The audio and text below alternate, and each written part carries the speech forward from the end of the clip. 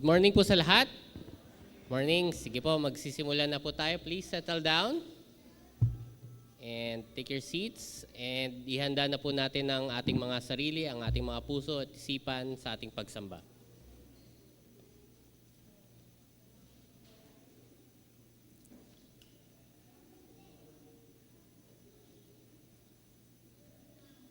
Good morning, church. Isa pa. Good morning, church. Yan. Good morning. Namiss po namin kayo. Papasalamat po kami ulit on behalf sa aking family na nakapag-church po ulit kami. We thank you sa warm welcome again.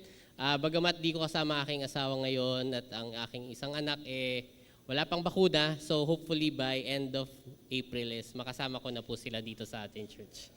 Okay, thank you, Lord. Good morning, church, brothers and sisters. Let us praise God that we can freely celebrate the goodness of God and the victory of the risen Lord in our worship today. The psalmist declares, I will exalt you, my God, the King. I will praise your name forever and ever. Every day I will praise you and extol your name forever and ever, according to Psalm 145, verse 1. God is with us. Let us reverently honor him with a joyful clap of praise.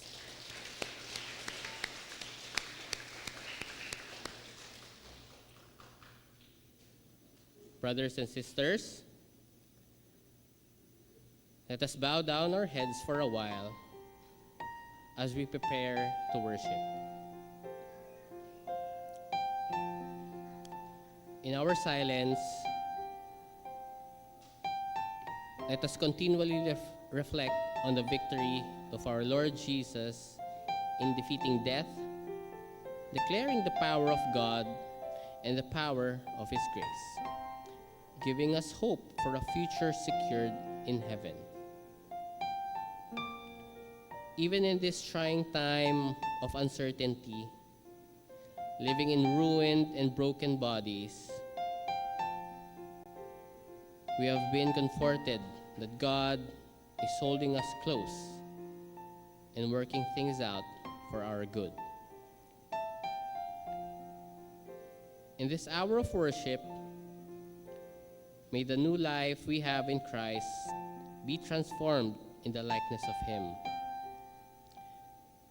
That we are grateful for his sacrificial love, and that God will create in us beautiful hearts that will give honor and glory to him.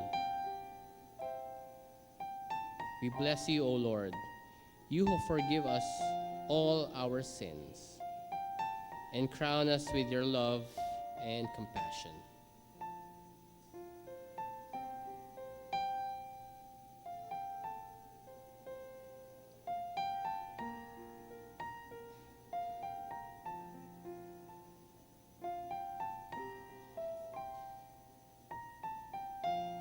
Please stand as we sing our opening hymn. I will sing of my Redeemer.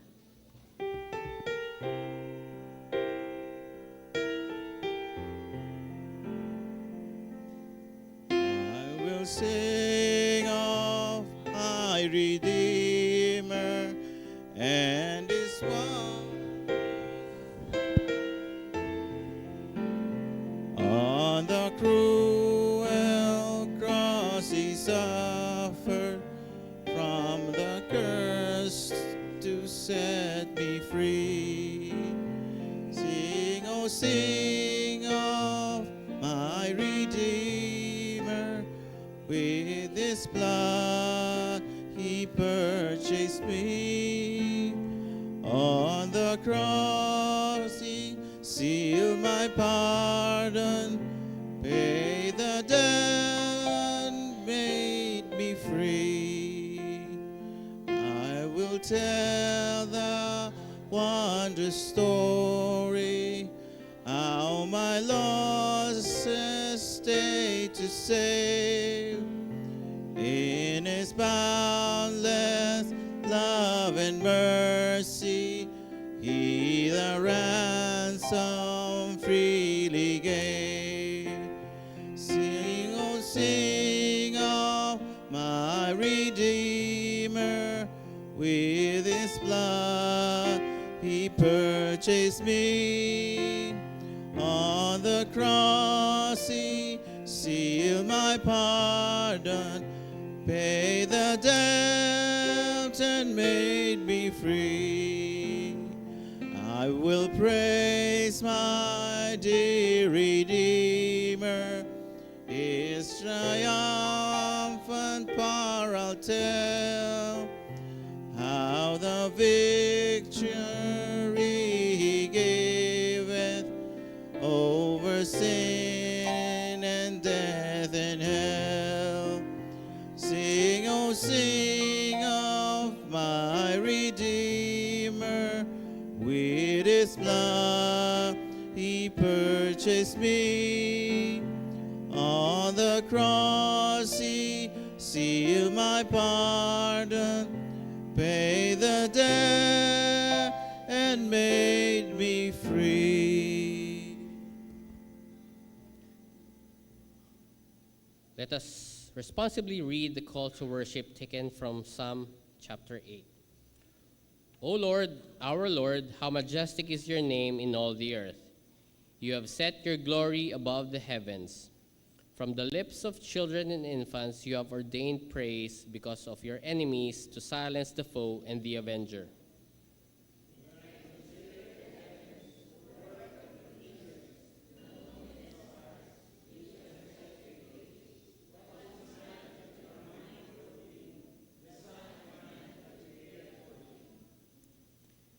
You have made him a little lower than the heavenly beings and crowned him with glory and honor.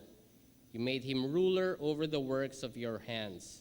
You put everything under his feet, all flocks and herds, and the beasts of the field, and the birds of the air, and the fish of the sea, all that swim the path of the seas. Altogether, O Lord, our Lord, how majestic is your name in all the earth. Let us continue praising God. We are with our songs of praise and worship.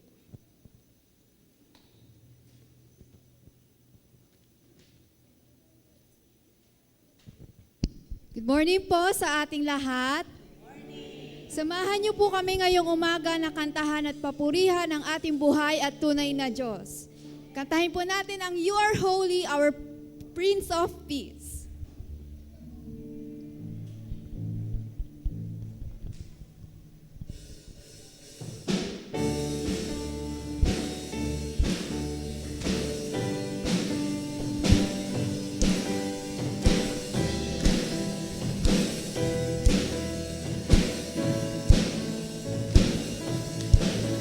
You are holy, you are holy, you are mighty, you are mighty, you are worthy, you are worthy, worthy of praise, worthy of praise. I will follow, I will follow, I will listen, I will listen, I will love you, and I will love you all of my days.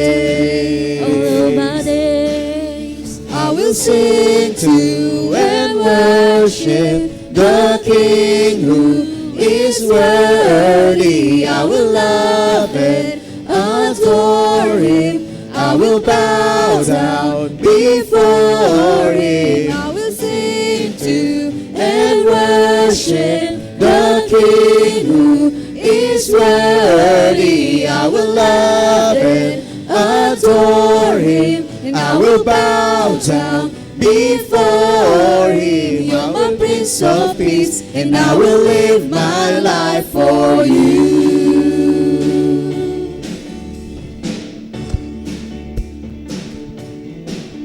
You are holy, you are holy, you are mighty, you are mighty, you are worthy, you are worthy, worthy of praise. I will follow, I will follow, I will follow, I will listen, I will listen, I will love you, I will love you all of my days, all of my days. You are Lord of Lords, you are King of Kings, you are mighty God, Lord of everything. You are Emmanuel, You're the great I am. You're the Prince of Peace. Who is the Lamb? You're a living God. You're my saving grace. You will reign forever. You are Ancient of Days. You are Alpha, Omega, beginning and end. You're my Savior, Messiah, Redeemer and friend. You're my Prince of Peace, and I will live my life for you.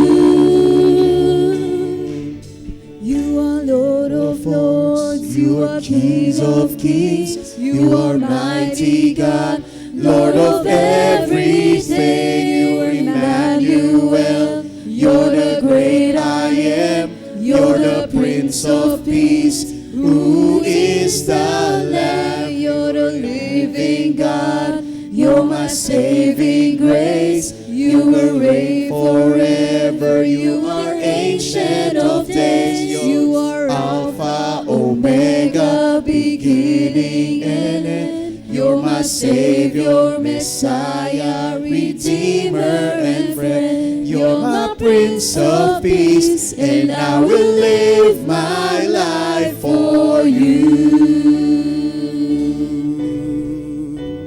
You're my Prince of Peace, and I will live my life for you. You're my Prince of Peace, and I will live my life for you.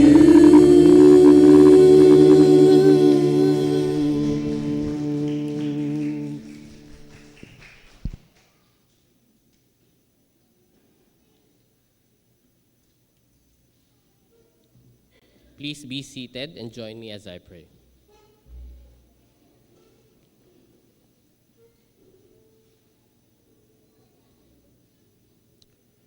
Dear God, our Heavenly Father, we thank you, Lord, for today. We truly bless your name, Lord. You're the King of Kings and Lord of Lords, and you're above everything, Lord, that is in the earth and in the heavens and everything, Lord. Lord, according to your scriptures, it says in Isaiah 59, verse 1 and 2, surely the arm of the Lord is not too short to save, nor is his near too dull to hear, but your iniquities have separated you from God. Lord God, we humbly come before you today to ask for forgiveness of our sins. We ask, Lord, to cleanse us from all our iniquities. We ask, Lord, to change us and to walk us and help us, Lord, walk to your path, Lord, which is the path of righteousness. Help us, Lord, to be Christ-like and remove us, Lord, from all our sins. Help us, Lord, to shine, that others may see you through us, Lord. Help us to become an instrument to this world that help spread your gospel, Lord. In Jesus' name we pray. Amen. Let us sing our hymn of response, Jesus, I Come.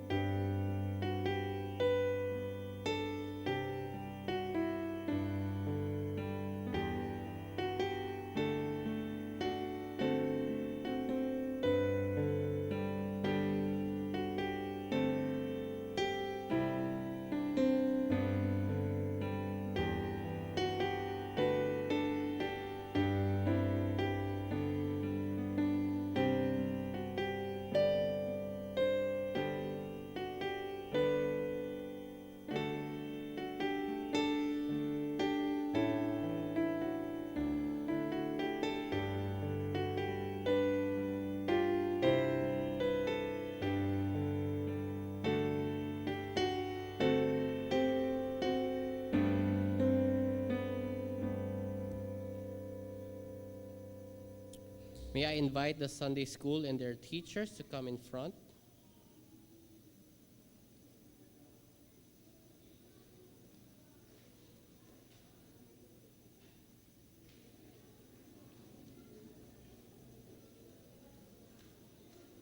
Hala.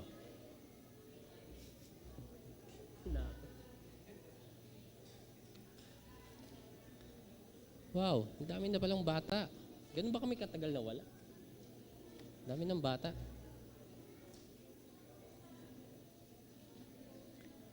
Diego.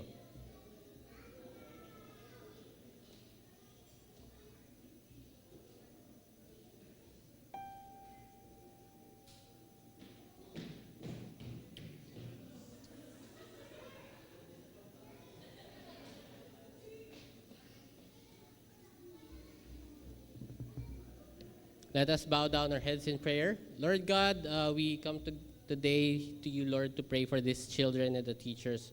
Lord, nakikita niyo po na ito ang future ng church na ito at ang bansa na to. Lord, we pray for the children at the teachers na, Lord, help them to set the foundations for them, the Christian foundations para sa coming years to come, Lord. Help them, Lord, na to understand your word, na may sa puso, and to walk your path. Lord, these children are the future, Lord. Help them, Lord, that wag po sila mapariwara. Wag po sila mapunta sa mga masasamang gawain, sa mga masasamang barkada. Lord, tulungan niyo po sila na to set their hearts straight to you, Lord, na ma-understand nilang yung story, ang yung word, ang yung gospel, Lord, na hindi lang po sa kanilang buhay, pati, Lord, ma-resonate po ito sa kanilang family, sa loob ng bahay nila, Lord, at sa extended family.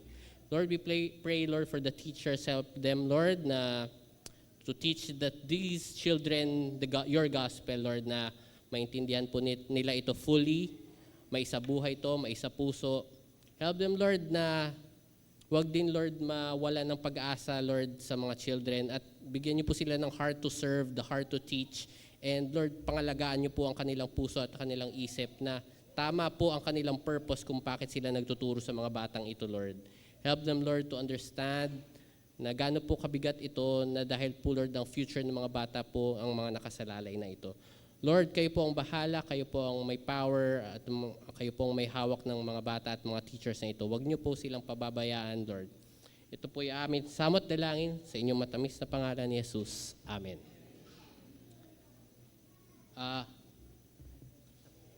Let's sing our hymn of response. Hear our prayer, O Lord.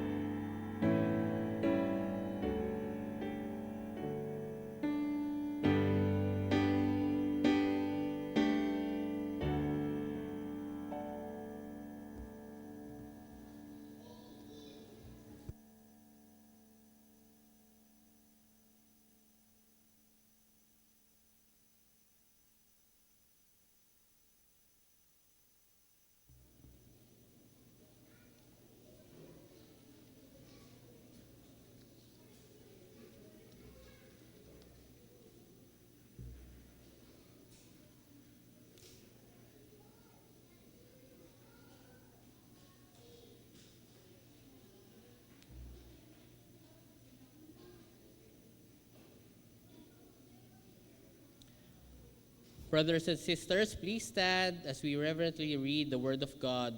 Let us read responsibly the scripture taken from the Gospel of Luke, chapter 24.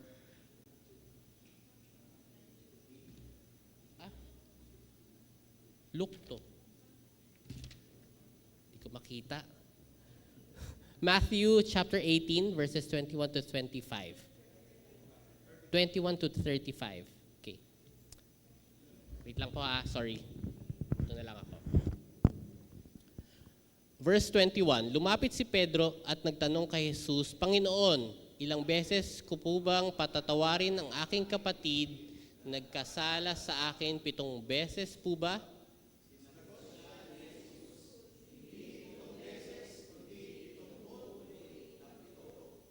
sapagkat ang kaharian ng langit ay katulad nito.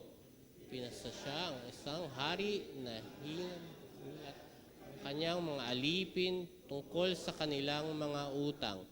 Nang simulan niyang nagkwenta, dinala sa kanya ang isang lingkod na may utang na milyon-milyong piso. Dahil sa siya'y walang maibayad, inuutos ng hari na ipagbili siya, pati ang kanyang asawa, mga anak, at lahat ng kanyang ari-arian, upang siya'y makabayad. Lumhod ang lingkod sa harap ng hari at nagmakaawa. Bigyan pa po niyo ako ng panahon at babayaran ko sa inyo ang lahat. Naawa sa kanya ang hari, kaya't pinatawad siya sa kanyang pagkakautang at pinalaya. Ngunit pagkaalis roon ay nakita niya ang isa niyang kapwa lingkod na may utang sa kanya na ilang daang piso. Sinakal niya ito sabay sabi, "Magbayad ka ng utang mo." Lumhod ito at nagmakaawa sa kanya, "Bigyan mo pa ako ng panahon at babayaran kita." Ngunit hindi siya pumayag. Sa halip, ito'y pinagbilanggo niya hanggang sa makabayad.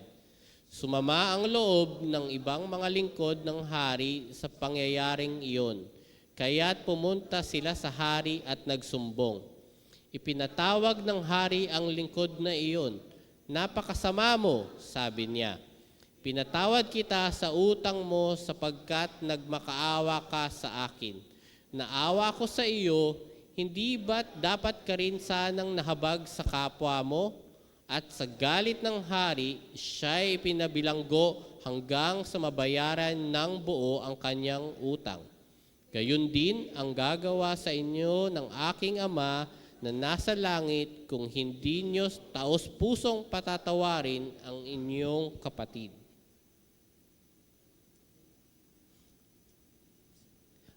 Let's sing a hymn of illumination. Thy word is a lamp unto my feet.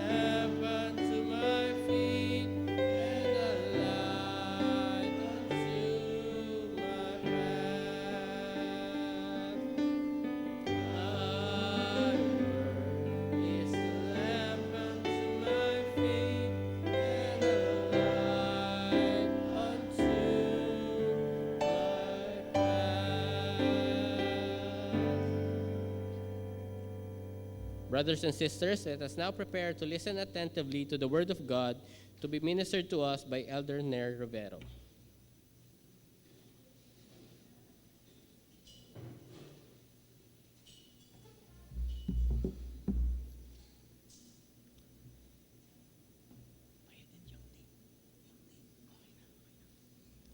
Sige po.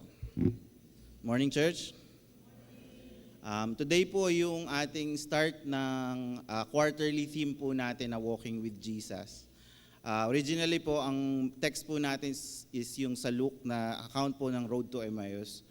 Pero due to unforeseen circumstances, hindi po ma-deliver ni Pastor Coco yung text na yon.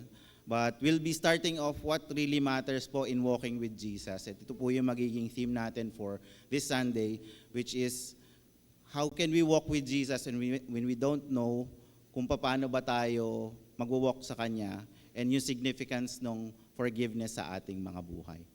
So yung redemptive power po ni Christ, yan po yung foundation natin sa pagiging Kristiyano.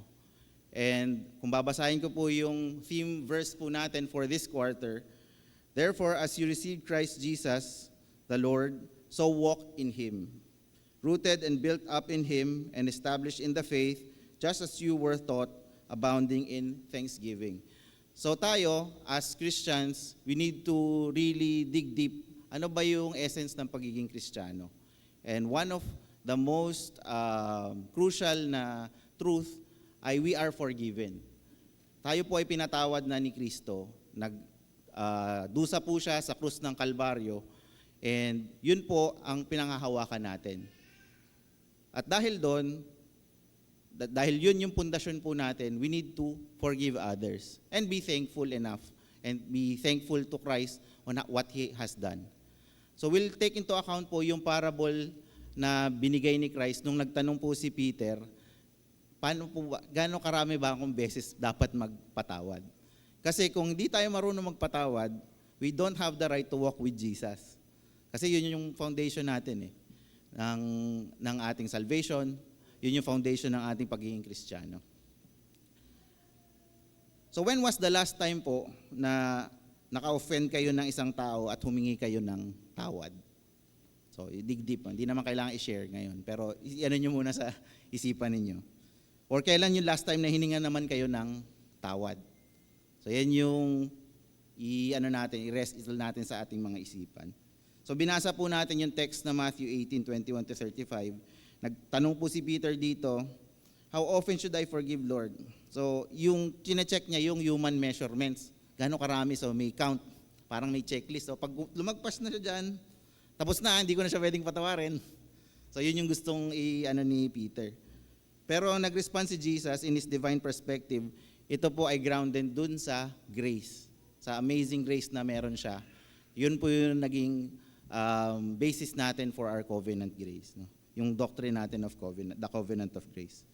So yung parable po na hihimayin po natin ngayong araw na ito is yung parable of the unforgiving servant.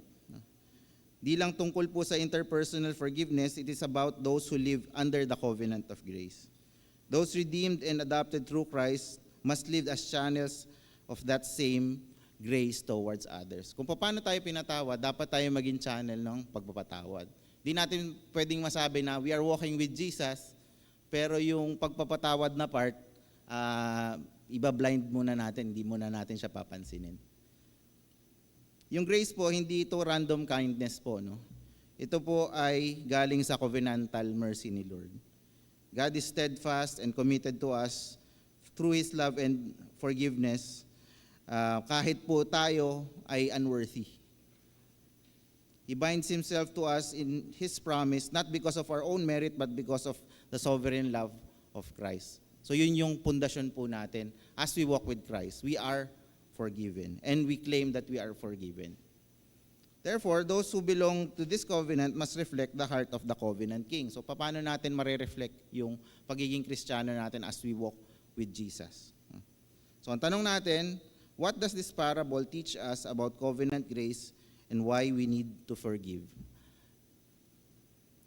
So yung una po, sa verses 23 to 27, yan po ang the foundation of covenant grace. No? God's covenant grace is sovereign, immeasurable, and rooted in His mercy towards His people. So makikita po natin sa verses 23 to 27, sapagkat ang kaharian ng langit ay tulad nito, ipinasya ng isang hari, nahingan ng ulat ang kanyang mga alipin. So yan po yung, refresh lang natin po yung parable na may hari, tapos tinecheck niya yung mga finances niya. Sino ba may mga utang sa kaharian? Tapos lumabas yung isang servant na merong pag-uutang. Tapos dito, sa verse 26, lumuhad yung lingkod sa harapan, bigyan niyo po ako ng panahon at babayaran ko po sa inyo ang lahat. Naawa sa kanya yung hari, kaya pinatawad siya sa pagkakautangan, pinalaya. So ito po yung larawan ng covenant mercy ni God. So yung utang ng servant, lubhang napakalaki, 10,000 talents. So parang billions of dollars siya sa panahon natin ngayon, 6 billion US dollars. So kaya nyo bang kitain to? So ganyan nyo kalaki yung utang ng servant. Pero pinatawad siya nung hari. Parang inabsuelto lang siya kagad. So forgiveness is rooted in compassion, not repayment. So makikita natin, hindi through negotiation yung pagpapatawad. Ito gagawin mo para mapatawad ka. No? But through sheer compassion and mercy. Sige, alam ko yung pinagdaraanan mo. Wag mo na isipin yung pagkakautang mo. So this is how God deals with His covenant people. No? Sa Old Covenant po, God forgave Israel again and again. Because of His steadfast love, kung naalala niyo yung sermon ni Pastor Mel, yun po yung chesed, yung sovereign love, no? Yung steadfast love. Kung naririnig niyo po sa mga songs, sa hymns natin, or nababasa po natin, yun po yung steadfast love, yung chesed na yun. Sa New Covenant po, ang grace na ito ay nakukumpleto kay Kristo. Yan po yung pinangahawakan natin as Christians, who bore our debt and sealed our forgiveness with His blood. So makikita po natin, mercy is the foundation of our covenant. Dahil po tayo ay pinatawad. May similar context po dito sa Genesis chapter 17 verses 7. No? Tutuparin ko ang aking pangako sa iyo at iyong lahi habang panahon at ako'y magiging Diyos ninyo. No? So dito po sa Genesis na account, ang Diyos ay tahasang nagsasaad po na gagawan tayo ng tipan, yung covenant. No? Alam niyo man naman yung pinagagawa natin. We are a very depraved na mga race. No? Marami tayong kasalanan, etc. Pero nag-promise pa rin si Lord ng covenant na papatawarin tayo through Abraham. No? Yung tipang walang hanggan, yung covenant na forever, no? And eternal. No? So dito po magpapatunay na yung kaligtasan natin ay grace from God, biyaya po ni Lord. No? Hindi po ito ay ginawa natin of our own merit, binigay po sa atin to through grace. No?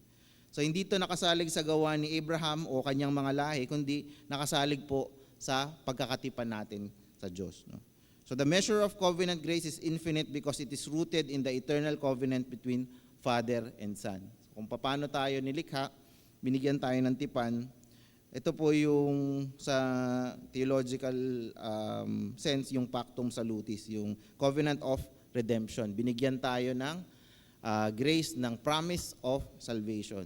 Hindi lang siya promise na word of mouth, covenant po siya. So, ibig sabihin, nakakontrata kung may mga legal man dito. Binding po ito na covenant.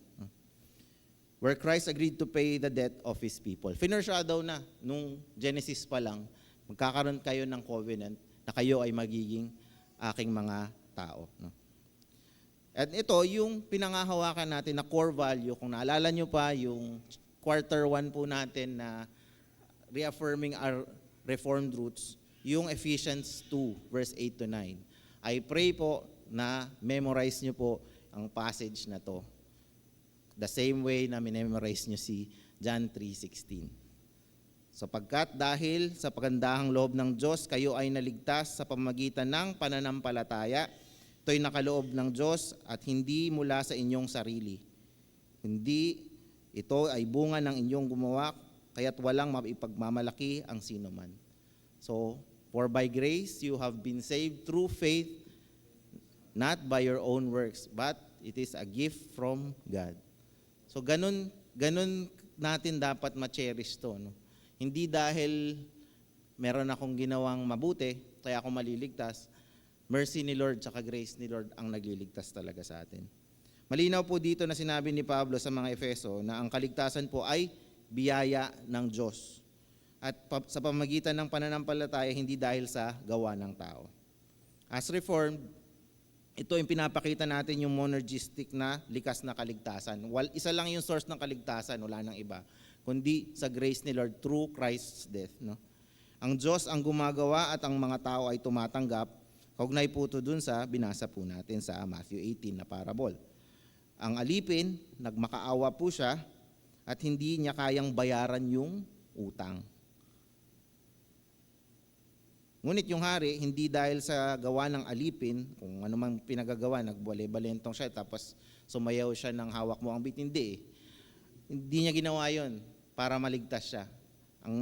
Yung pagkaligtas niya ay nakatuon dun sa gawa ng hari. Hindi dahil sa gawa ng alipin, ito yung larawan po nung biyaya. Ang Diyos ang nagpapatawad, hindi tayo. Hindi po dahil may ginawa tayo at gagawin tayo. If we are in the covenant of God, we must constantly remember that our standing before Him is not based on performance. Tanggalin na po natin sa mga isipan natin sa mga puso po natin yung performance-based po na salvation. Performance-based na pagiging Kristiyano. We need to hold on to the promise of His covenant that we have been saved through His mercy. So ito po yung magbibigay sa atin ng pagpapakumbaba, yung humility, yung pagiging humble. And this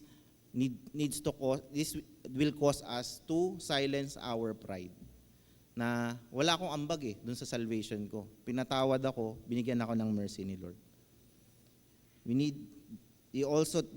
This will also make us easier to forgive others who wronged us. Kasi yun yung pundasyon natin. Pinatawad ako So dapat marunong din ako magpatawad. No? How can I walk with Jesus kung ako mismo hindi ako marunong magpatawad? Although, yun nga, nasa flesh pa tayo. Hindi naman sinasabi na madali magpatawad. Pero we are compelled to forgive kasi yun yung foundation ng faith po natin. Tayo bilang mananampalataya, hindi nagme-measure ng forgiveness sa pamamagitan ng feeling. No? Feeling ko pwede ko na siyang patawarin. Pero dun sa measureless na covenant of grace. Pinatawad ako ni Christ Kahit gaano kahirap sa akin patawarin kung sinong mga hinayupak na nandyan, papatawarin ko siya. Just as Christ, how deprived I am, pinatawad ako, kakayanin ko na patawarin siya. Kasi gano'n na lang yung katumbas nung pagpatawad sa akin. Again, wala po tayong ambag sa pagpapatawad ni Lord or dun sa salvation natin. Ito po ay purong habag ng pundasyon ng grasyang natatamasan po natin. So, binigyan po tayo ng grace. Pero merong abuse ng grace na binibigay. Ito yung usual po na i-encounter natin. Hindi, nabigyan na ako ng grace So, bahala na si Lord dun sa mangyayari. So doon tayo tatawid po sa second point. How do we misuse? Ano po ba talaga yung truth that we are forgiven pero paano nangyayari na nami-misuse yung grace? So yun po yung second point natin sa Matthew 18:28-30. What is the folly of misusing covenant grace? No? So when covenant grace is received without transformation, it is being abused and misunderstood. Hopefully po, hindi nangyayari po sa atin ito na na-abuse natin yung grace na binigay po sa atin. Pero I hope that with the redeeming power po ni Christ, ma-renew po tayo kung nangyayari po sa atin ito.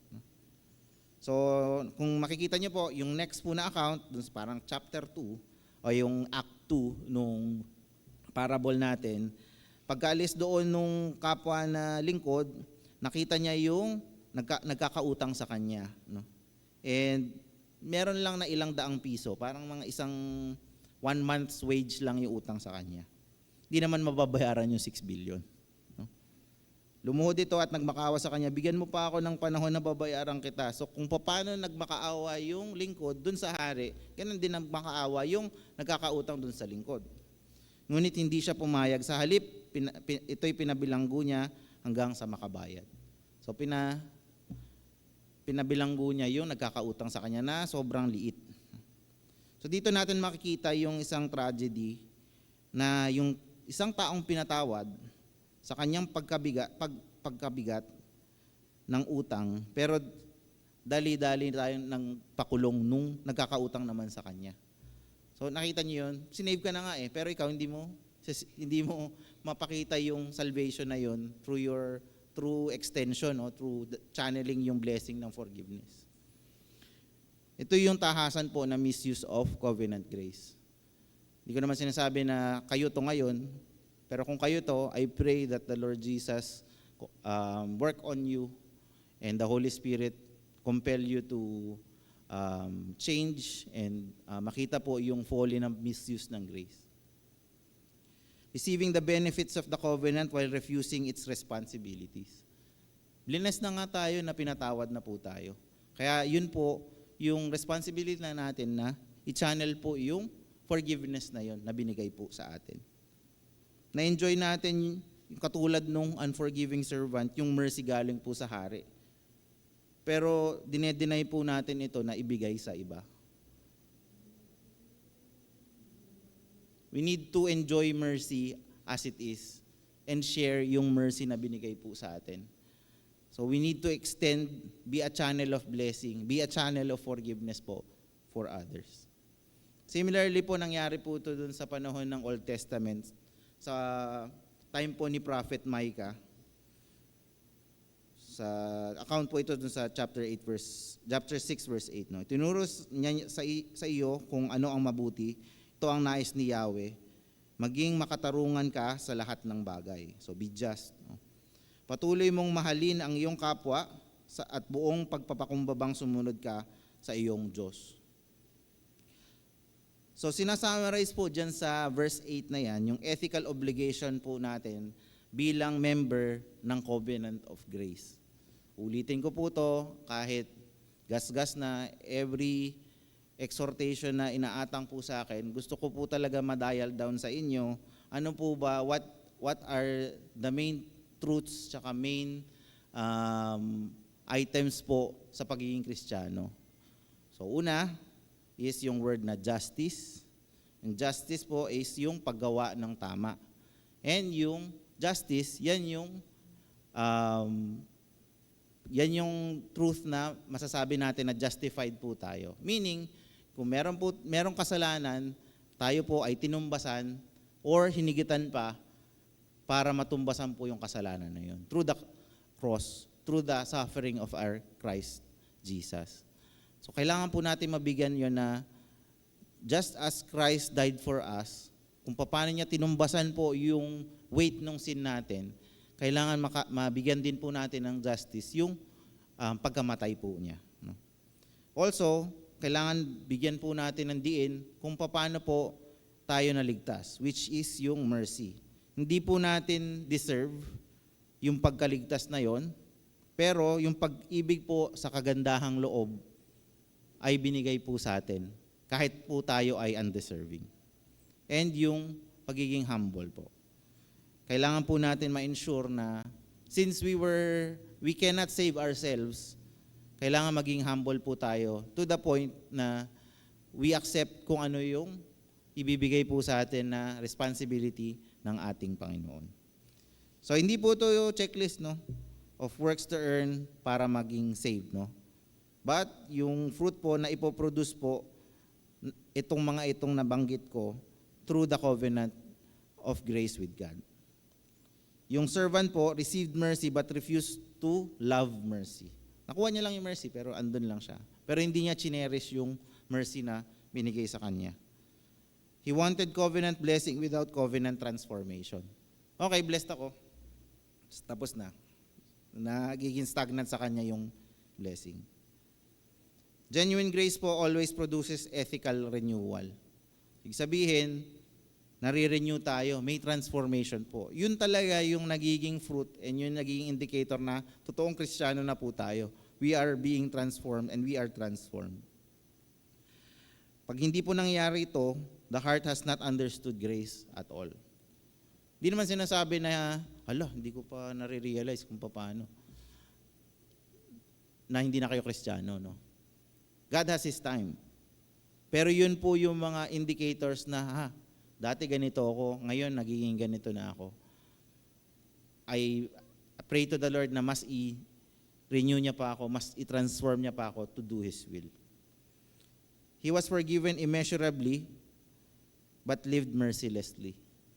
Yan po yung nangyari, yan po yung folly nung pag-misuse ng grace, nung unforgiving servant. Similarly, sa James 2 verse 13, walang awang hahatulan ang di marunong maawa. So merong ito yung magiging penalty natin pag hindi tayo marunong maawa. Ngunit mangingibabaw ang awa sa paghatol. So may assurance pa rin po tayo pag nagkakaroon tayo ng stumbling, na nagsastumble tayo paminsan-minsan. Pero again, meron ding penalty. No? Walang awang hahatulan ang di marunong maawa. So tiniteach po ni James dito that mercy is not optional. Hindi siya optional fruit. No? It is inevitable for those who are truly regenerated. So yun talagang naging nag-reform or nakapasok uli sa poder ng ating Panginoon, inevitable po na magkaroon ng mercy. Justification is by faith alone, but the faith that justifies is never alone. It is accompanied by transformation. So pag binibigyan po kayo ng justification or pagpapatawad ng ating Panginoon, merong transformation na magsisimula po sa inyo. Mercy is one of the chief signs of genuine faith. No? The servant sa parable po received mercy, pero hindi siya nag-show ng mercy. Yun po yung evidence ng unchanged heart. Hindi natin alam kung magbabago siya or hindi, pero hindi na nasabi po sa kwento. Pero ang na-highlight po sa kwento, ito yung pwedeng maging tayo. Or baka ito na yung tayo ngayon, na kinokompel tayo. The unforgiving servant wanted forgiveness without repentance, redemption without obedience, and covenant privilege without covenant obligation. Yung parang pabor lang sa kanya, pero hindi pabor dun sa kapatiran or sa dapat chinachannelan natin ng mercy and grace. Grace always carries ethical obligation. No? The one who is forgiven becomes a part of a new covenant community where mercy and righteousness are to rule.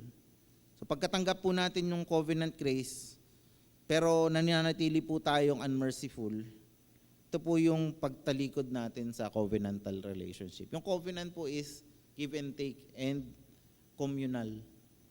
So hindi po siya individual. Kaya wala pong individual Christian. Hindi, may personal naman ako na relationship kay Lord. Sa Revelation po, babalik po si Kristo para kunin ang kanyang bride, which is the church. Kaya hindi nyo pwedeng sabihin na personal Christians po kayo. Kasi ang babalikan lang po ni Kristo is yung overall church. Hindi siya Christians. No? So, as a church, we need to imbibe that. Bakit ba nagsosolo si kapatid na ganito? Ano ba yung meron? Bakit nagre-resist siya sa mga fellowships, sa mga gawain ni Lord? Ito po yung pag-pray natin. No? How can we extend mercy? Baka tayo yung kailangan mag-initiate dun sa part na yun. Although God initiates, baka yun yung ini-initiate niya sa puso natin. Na He works within us to really start yung transformation. Not just in ourselves, pati sa ating church as well. Makita po natin, the servant wanted forgiveness without transformation, redemption without discipleship. Pero po yung covenant grace na meron po tayo, hindi po cheap yung cost niya. It costed the begotten Son of our Lord to die on the cross. It is costly grace actually. Sealed by the blood of Christ, intended to renew us from within. So sa ating church po, madalas natin ma-misuse yung grace when we treat it as permission rather than power. Pag tayong nananampalataya ay nagsasabing, I'm under grace. Pero ang isipan natin, nag-harbor po tayo ng bitterness, gossip, or vengeance.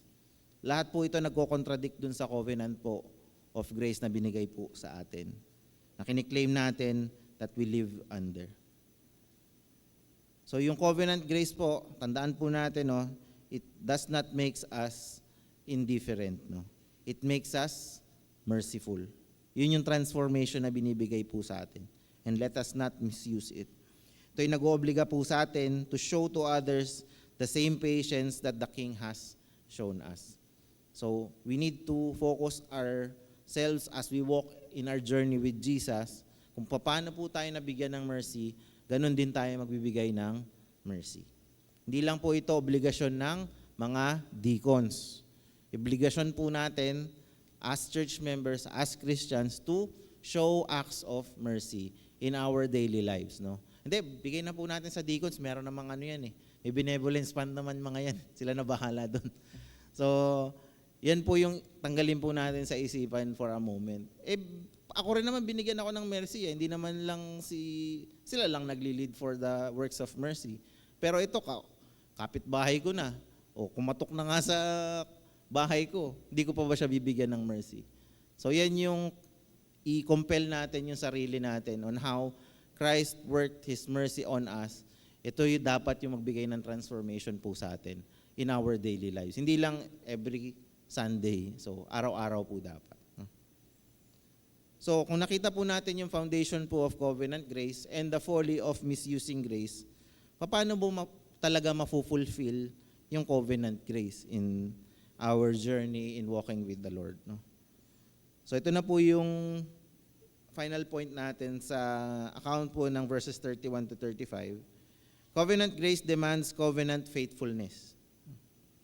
So ito po yung part na nabunyag na po sa hari yung nangyari po dun sa unforgiving servant. Pinatawag ng hari yung unforgiving servant, sinabi niya, napakasama mo, pinatawad kita sa utang mo dahil nagmakaawa ka sa akin. Naawa ako sa iyo, di ba dapat ikaw rin ang nahabag sa kapwa mo? Gayon din ang gagawin sa inyo ng aking ama. At sa galit ng hari, pinabilanggo niya yung pinatawad niya na unforgiving servant. No? Gayon din ang gagawin sa inyo ng aking ama na nasa langit. Ito na, si Jesus na po nagsasalita nito. Kung hindi nyo taus-pusong patatawarin ang inyong mga kapatid. So hindi lang dapat lip service po ang pagpapatawad po natin. Yung pagbigay po natin ng mercy. Dapat taus-puso po yun. No? Hindi po tayo ang tunay na pagpapatawad po talagang masakit kasi meron po kayo talagang ibibigay eh. Kasi kung madali lang po siya, wala kayong binigay in the first place. So yung parable po ito na nabasa po natin tsaka hinimay natin for the day, nagtatapos po sa isang masakit na katotohanan. Those who refuse to forgive reveal that they have not truly grasped covenant grace. No? So ang tanong ng hari, yung susi po dito, hindi mo ba dapat kahabagan ang iyong kapwa tulad ng pagkahabag ko sa iyo? Yan po yung logic na iniikot po natin. Grace received becomes grace extended. Covenant grace is not passive, it is mandated.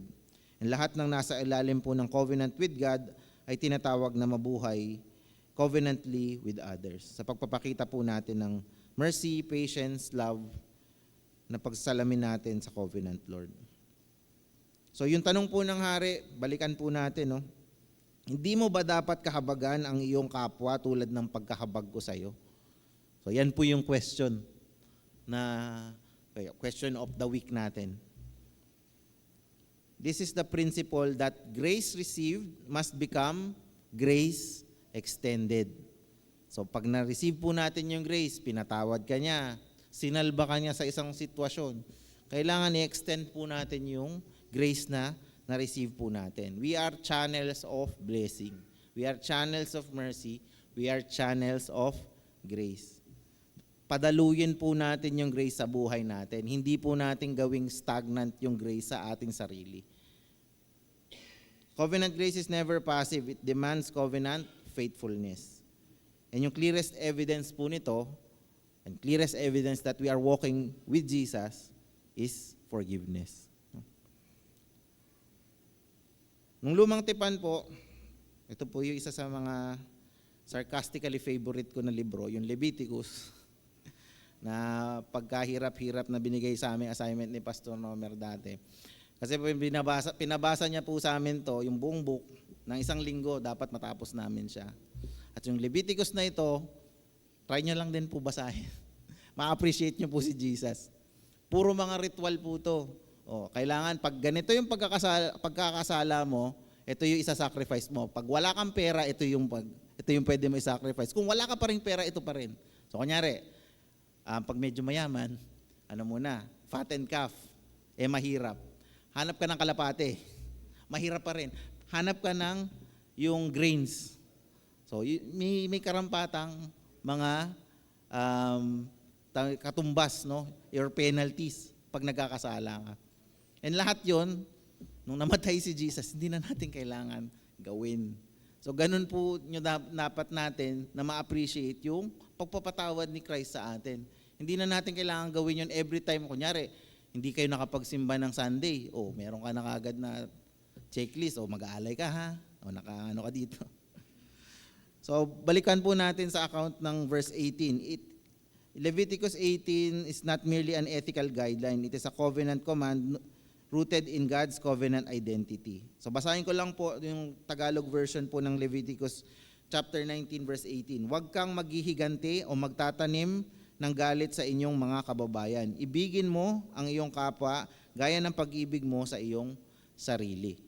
So tulad nung pagtumbas ng mga dapat bayaran, lahat po yun natapos na kay Kristo. So ibig sabihin, wala na dapat din bayaran yung nagkakasala sa atin. Kasi pinatawad na rin naman tayo ni Kristo na wala naman tayong ibinayad. Ang kaisa-isang ambag lang po natin dun sa salvation natin, yung kasalanan natin. And dahil doon, minirror po din po ito ni Kristo dun sa natin, no? 2 greatest commandments from the 10. So alam nyo ba yon, yung 10 commandments, naging 2 na lang.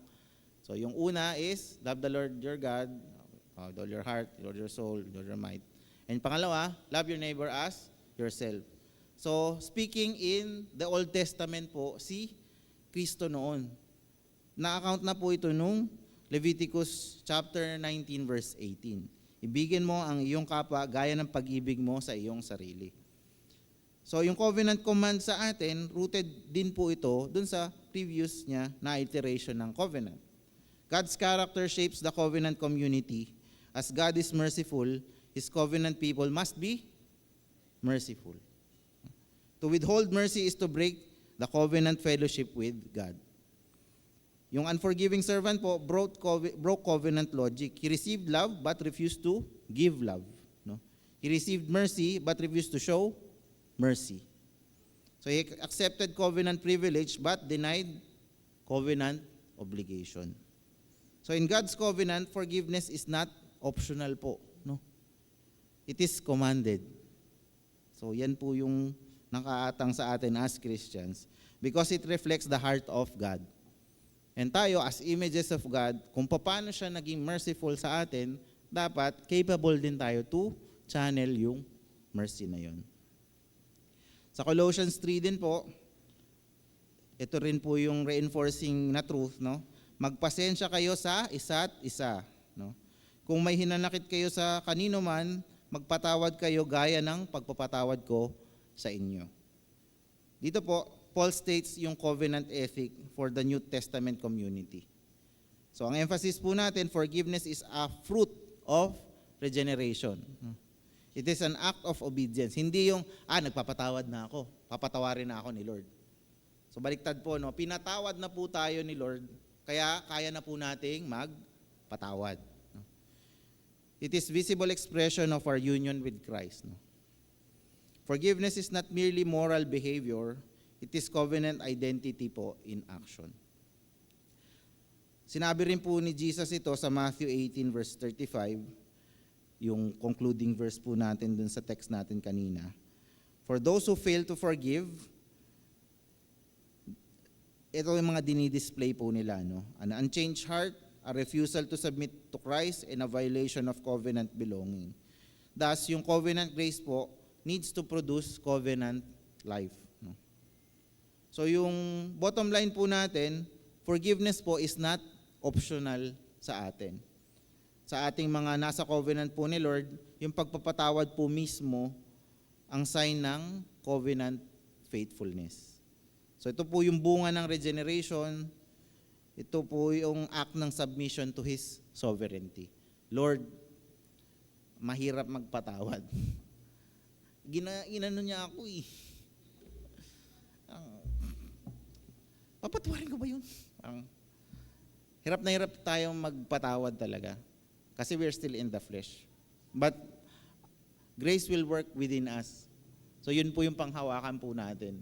na mapapatawad po natin yung mga hindi kayang patawarin. Kasi tayo rin yun. Nung namatay si Christ para sa atin, hindi natin deserve mamatay si Christ eh. Pero all the more, Christ died for us pa rin. Tandaan po natin yung pagpapatawad sa kasalanan ay bunga po nung pagkamatay ni Kristo sa krus. Kaya kung sino man po yung nagre-refuse na mag-forgive, hindi lang po sumisira dun sa relationship natin with others, but yung fellowship natin dun sa covenant of grace na sinet niya through His death. We must forgive as we were forgiven. So, ang fulfillment po ng mandate of covenant of grace, tumatawag po sa atin na maging community of forgivers. Hindi lang individually, but a community of forgivers. Families restored by grace should model forgiveness in their homes. Sa mga bahay po natin, Kristiyano pa naman tayo, hindi natin mapatawad yung isa't isa. Kapatid, nanay, tatay. Tapos natawag natin sarili natin na we are living under grace. Napaka-hipokrito po natin kung sasabihin po natin yon. Mahirap po yun. I really know na mahirap po talaga magpatawad. Pero we cannot call ourselves Christians kung hindi natin at the least itry magpatawad. Dito na lamang din po sa church, kailangan ma-exercise po natin yung pag-benefit po natin dun sa covenant of grace. Sa lahat po ng mga church leaders, elders, members, deacons, we need to guard yung unity po and choose grace over grudges. May mga hindi pagkakaunawaan po dito sa church natin. Sa leadership to member, etc. Pero hindi po natin may exercise yung pagiging Kristiyano po natin. Kung yung grudge po yung mangingibabaw, hindi yung grace. Pangibabawin po natin yung grace sa buhay po natin. Also, church discipline and reconciliation must reflect God's heart. Marami din po tayong hindi na nakikita dito ng mga miyembro. Hindi natin alam kung bakit sila umalis o bakit hindi na sila masyado nag-church. Pero ito po yung kinocompel din po sa atin. As channels of mercy, we need to check po kung paano natin sila mari-reach out, makita ano ba yung naging issue, and kung meron man na hindi pagkakaunawaan, we need to mend it. Just as Christ mended yung relationship natin sa Diyos. God's heart must be reflected, holy, merciful, and redemptive. So kung may nagkakamali din po sa church, hindi po yung punishment yung kailangan pang ibabawin, but yung mercy. So yung tunay po na covenant community, sana po kasi yung part ng pangalan po ng church natin. Christian Church of, so may, ano yung second word? Community. Pagiging covenant community po ay isa kung saan po nagpapatawad tayo ng malaya at dumadaloy. Dahil sa sovereign God and King natin na nagahari, na may kapangyarihan at may biyaya na nagbubuklod sa atin. No? As one, community. So hindi tayo maging community kung pare-parehas tayo, hindi tayo nagpapatawad sa isa't isa. So pangibabawin po natin yung grace na binigay po sa atin ni Lord. And as we conclude sa parable po na nasa yasat po natin, nakita po natin yung tunay na heart po ng covenant grace. As we walk with Jesus, we need to reflect on how He sacrificed for us, paano natin to i-channel as a channel of blessing and mercy sa mga ating mga kapatiran as well as yung mundo na ginagalawan natin. Sovereign mercy is given to the undeserving servants such as us and meant to transform us into forgiving people. So a true covenant community po forgives freely. So in summary po, the foundation of covenant grace, ang grace ni Lord po ay infinite and sovereign, grounded po sa covenant mercy, at ito po ay nagmula sa mercy and forgiveness po niya, hindi po sa gawa po natin. And the folly of misusing covenant grace, ang grace po ni Lord ay prone to be misused dahil sa mga maling pag-unawa po sa pag-receive lang natin at hindi po natin pag-channel sa iba. And lastly, the fulfillment of covenant grace, ang grace po ni Lord ay mafu-fulfill na natin pag tayo ay matututo na mag-forgive. forgive, no? And love. At mag-forward ng love na ito at grace na ito sa iba, galing sa Diyos. Grace is not abstract, no? It is a living power of God's covenant love. Na-reveal po ito fully in the cross of Christ. He paid our unpayable debt, established a new covenant in His blood, and now calls us to live as citizens of that gracious kingdom. Tinatawag po niya tayo as a community to become part of His overall kingdom and community. Forgiveness po is a covenant sign, a sign of regeneration, humility, spirit-filled life, and a sign of true discipleship.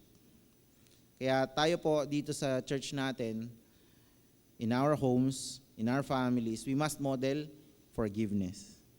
Ang pamilya po at ang church na tinubos ni Kristo ay dapat maging training ground of channeling grace. No?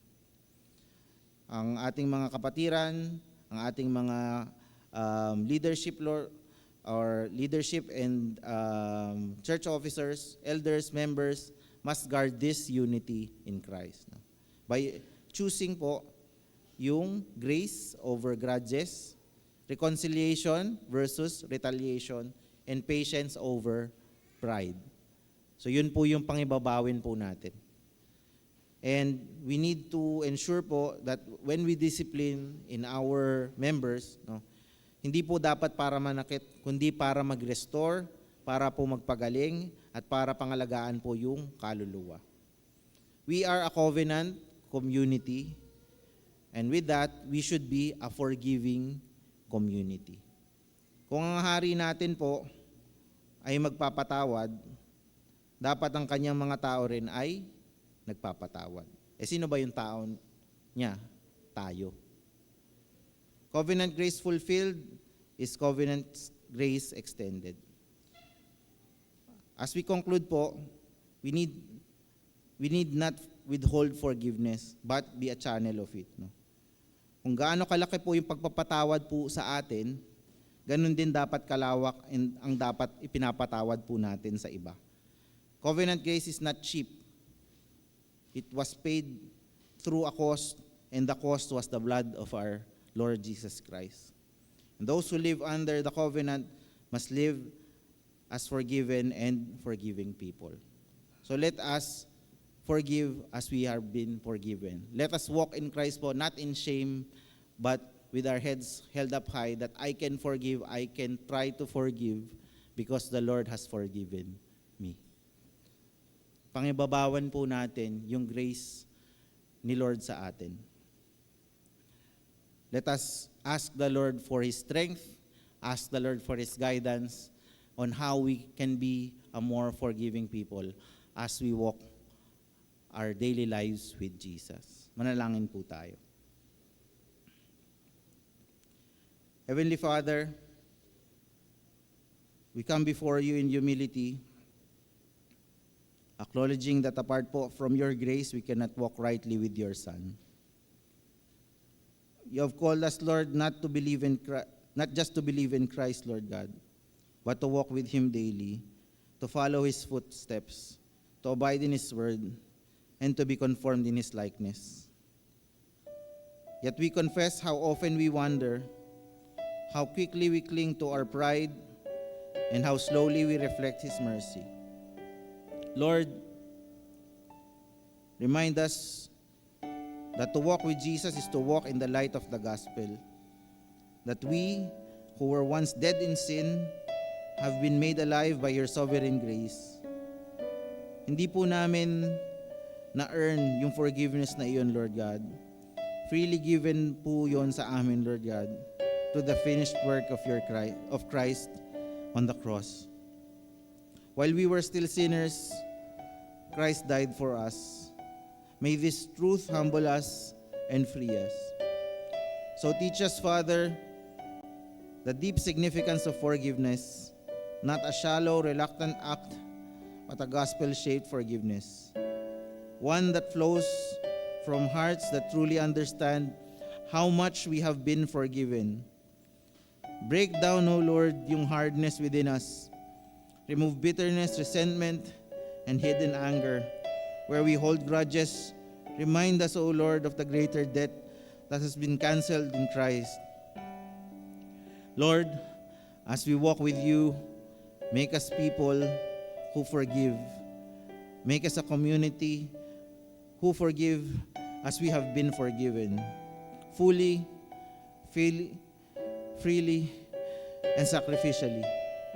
Let our lives bear witness, Lord, that grace is not just something we received, but something that transforms how we love others. Guard us from hypocrisy, that we would not speak of grace while withholding it from those around us. Holy Spirit, empower us to live with this truth out daily, O Lord, in our homes, in our churches, and in every relationship. When it is difficult bringing the cross before our eyes again, open our eyes, Lord. When it feels costly, remind us that Christ has already paid the greatest cost. May you truly open the eyes of our hearts, O God, as we walk with you, as we walk marked by humility, gratitude, and a forgiving spirit. So that in all things, Lord, may Christ be glorified in us. May Christ be glorified in this church. We ask this in the precious and powerful name of our Lord Jesus Christ, the Lord forever. Amen. As we sing po yung ating response song, let us reflect po on how God has forgiven us and how He can open our eyes to forgive din po yung ating mga brethren and yung mga nagkasala po sa atin. Shall we all rise before our response song?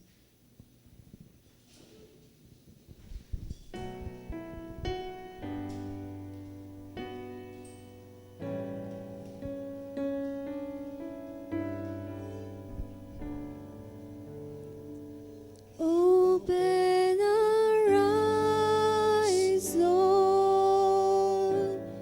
We want to see Jesus, to reach out and touch Him, and say that we love Him. Open our ears, Lord, and help us to listen. Open our eyes, Lord. We want to see Jesus. Open our eyes, Lord.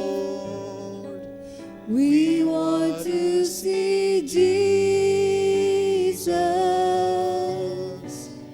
to reach out and touch Him, and say that we love Him. Open our ears, Lord, and help us to listen. Open our eyes, Lord. We want to see Jesus.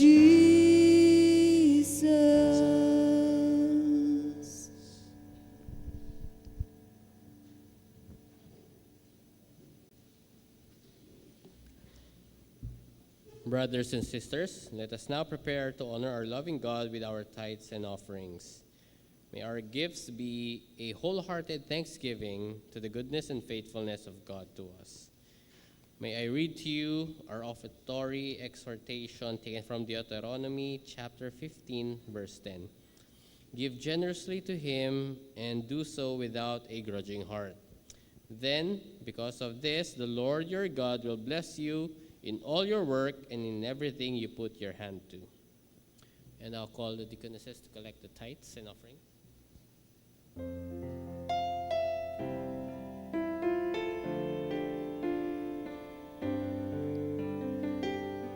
We lift our voices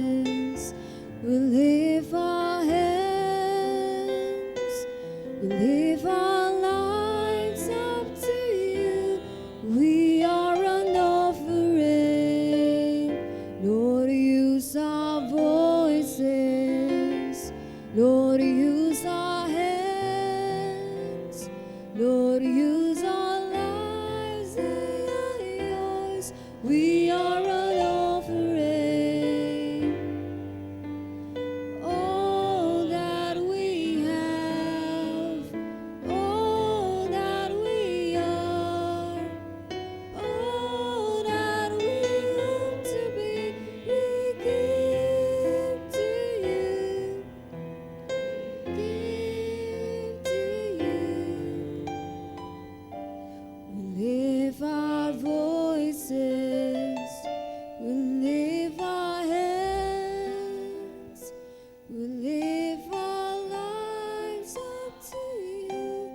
We are an offering. We are an offering. Let's bow down our heads in prayer. Dear God, we thank you, Lord, for sa provisions, Lord, for, na babalik po namin sa inyo ang tithes and offerings, which is sa inyo naman talaga, Lord, na nagmumula. Lord, we ask, Lord, na may continue to bless the people here in our church, and we continue, Lord, na maging faithful to you, especially in the tithes and offerings, because, Lord, kayo po ang nagsusupply ng lahat, Lord. Help, nawaya, Lord, may balik sa inyo to ng siksik, liglig at umuumapaw, Lord. Ito po ay aming samad dalangin sa inyo matamis sa pangalan ni Jesus. Amen. Please stand as we sing our doxology.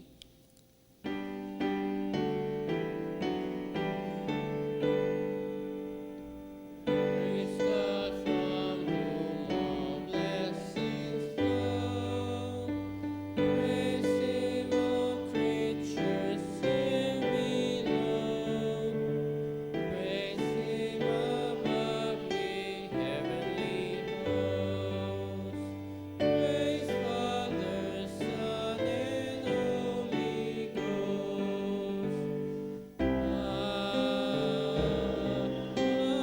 Amen.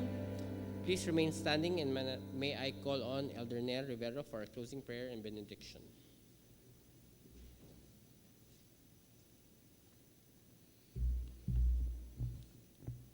Let's put ourselves in the state of prayer and allow the Lord's presence in this place. Naming Diyos, sa pagtatapos po ng aming pagtitipon, kami po ay lumalapit sa inyo na may mga pusong puno ng pasasalamat at kagalakan.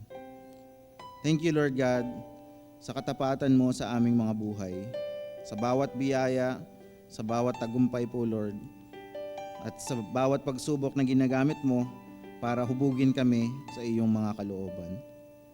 Lord, tinataas namin ngayon sa iyo ang mga kapatid naming pinagdiriwang ang mga biyaya at tagumpay sa kanilang mga buhay. Lord, we congratulate them not just for what they have achieved, but for your grace that sustained them, O Lord. Paalalahanan mo sila na ang lahat ng ito ay galing sa inyo, naway magpatuloy silang lumakad ng pagpapakumbaba at pagsunod kay Kristo. Keep them faithful, O Lord, sa kanilang mga simula. Keep them faithful hanggang wakas. Let their lives be testimonies of your goodness and your sovereignty in their lives. Panginoon, hindi rin namin nakakalimutan ng kalagayan ng aming bansa. We lift up to you the Philippines, O Lord, ang mga lugar na dumaranas po ng kahirapan, kalamidad, kaguluhan, at kawalan ng pag-asa. Lord, have mercy. Lord, have mercy on us. Sa gitna po ng paghihirap ng marami, mga nawalan po ng tahanan, hanap buhay at seguridad, lalo po ngayon sa krisis na umiikot po sa aming bansa, ikaw ang aming tanging matibay na kanlungan. Lord, maawa ka sa aming bayan, restrain evil, expose corruption, and raise leaders who fear you and walk in righteousness. Sa gitna ng kaguluhan, Lord, let your peace reign. Let your grace reign. Sa gitna po ng kakulangan, let your provision and providence be seen. At sa gitna po ng dilim, let the light of the gospel shine even brighter. Gamitin mo po kami, O Lord God, to share this gospel that only in you alone will grace be fulfilled. Panginoon, turuan mo rin po kami maging bahagi ng inyong gawain, hindi lang manalangin, hindi lang kumilos. Make us instruments of your grace.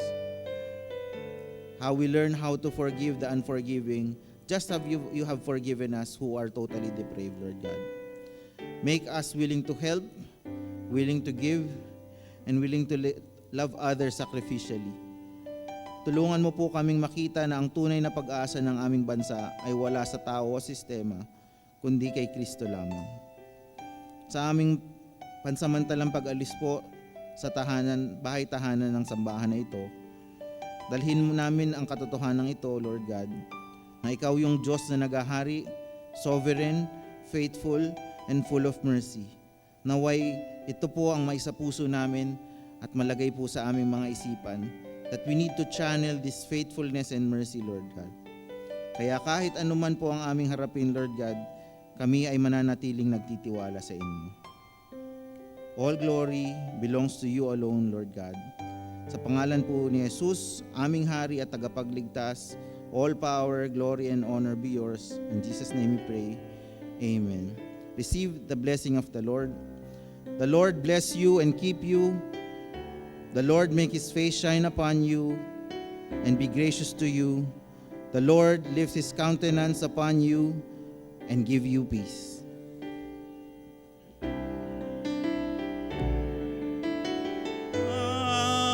Amen.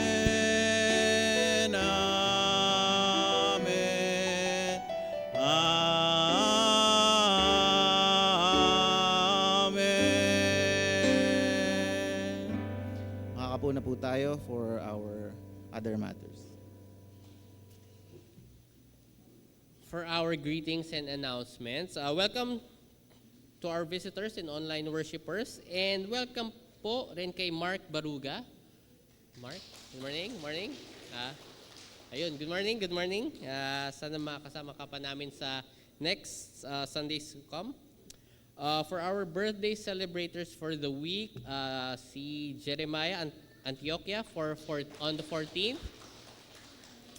and si Deacon Loida Manaluz. Happy birthday. And si Adeline, si Deacon Teresita Claraval, and si Deacon Teresita Parungaw, and si Kuya Albert Rivero on the 18th.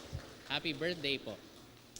And for our wedding anniversary celebrators for the week, si Elder Jerry and Sister Baby Kagikla. Oy, salamat po sa pag-remind. Oo nga pala. Buti. Oy, thank you. Kay Elder Timothy talaga. And Sister Dindy Gonzalez. Yan. And also, church announcement, consistory meeting after lunch. So, sa likod po ulit. Meron. And prayer meeting every Wednesday, 9 a.m. Ano to? Merch? Ano to? Paano to? Order now. So, merong tote, polo shirt, and bag tags. Kanino mag-order nito? Kay Kambal? Sa inyo? Okay, sige. Anything else? Movement. Camp. Ako na rin ba or meron announce nito? From the youth side? Wala. Meron? Di wag na lang tayo magpunta dito. So, camp to on April 30 to May 2 sa Silang, Cavite. So, yun lang siya. Family Day, yan, sa Addis Private Resort on May 16th. Please coordinate with Deacon Leah to register your names. May babayaran po ba dito, Deacon Leah, or what? Wala. Okay, wow. Tapos, pot bless, tama po ba? Pot bless pa rin. And magdala po tayo ng mga pang-swimming, pang-ihaw. Meron ba? Joke lang yun. Nagdadagdag na ako, hindi dapat. Sorry. Anything else po? Kung wala na, tinatawag ko po ang mga birthday celebrators and wedding anniversary celebrators din para mapag-pray. Si Elder Nair po. Pag-pray ko. Okay.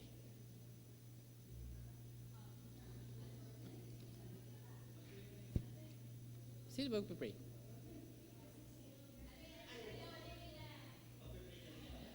Oo nga pala. Kasama nga pala. Sorry na. Kasama ka dun. Nawawala Sige po, yung mga birthday celebrators po. Kasama po yung anniversary celebrator. Punta na po sa ano.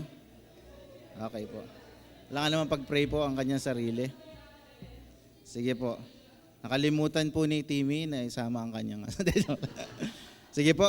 I-ano po natin sila Brother Jeremiah Antioquia, Deacon Lloyd Manaluz, si Sister Adeline Buta, si Teresita Deacon Chipit, saka si Deacon Baby, apo, and si Papa din po. Si Papa Albert, si Elder Jerry, si Ate Baby, and si Elder Timothy. Sige po, tayo po ay lumagay po sa estado po ng panalangin. Tayo po ay dumulog po sa ating Panginoon for blessing for these birthday celebrators. Maraming Diyos, dinadakila ka po namin na pinapupurihan, binibigyan po namin kayo ng highest praise, Lord God, for the lives po of our brethren. Sila Brother Jeremiah, si Deacon Lloyda, si Sister Adeline, si Deacon Baby, si Deacon Chipit, at saka si Brother Albert. Also sa mga wedding anniversaries po namin, si Elder Jerry and si Ate Baby, as well as si Elder Tim and kanyang asawa na Sister Dindy. We pray, Lord God, that their lives be within your grace, Lord God, na mapapurihan po and yung will nyo po ay ma-realize po sa mga buhay nila. Bless them, Lord God. Give them anointing in everything they say, do, and think, Lord God. We pray, Lord God, kung meron po silang mga burdens, Lord God, na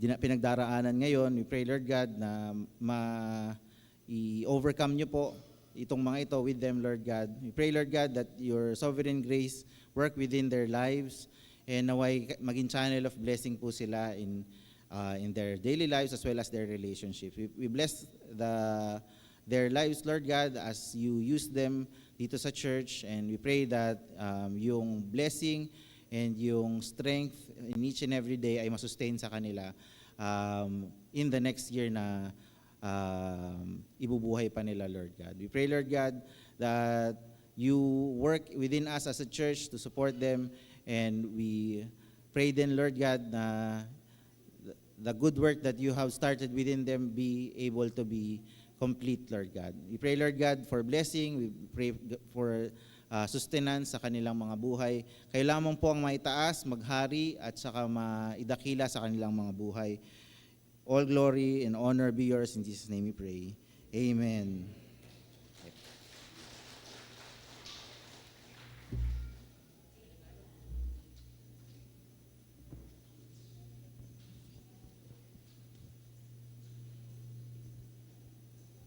Tayo po muli ay magsitayo at sa huling pagkakataon po, muli po nating kantahan ng ating Panginoon. Maaari po tayong umikot at makipagkamayan po habang tayo po ay umaawit.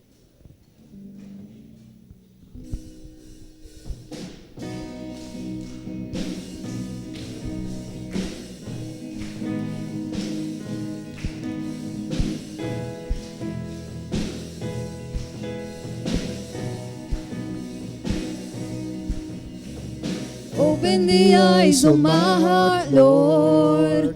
Open the eyes of my heart. I want to see you. I want to see you. Open the eyes of my heart, Lord. Open the eyes of my heart. I want to see you. I want to see you, to see you high and lifted up, shining in the light of your glory.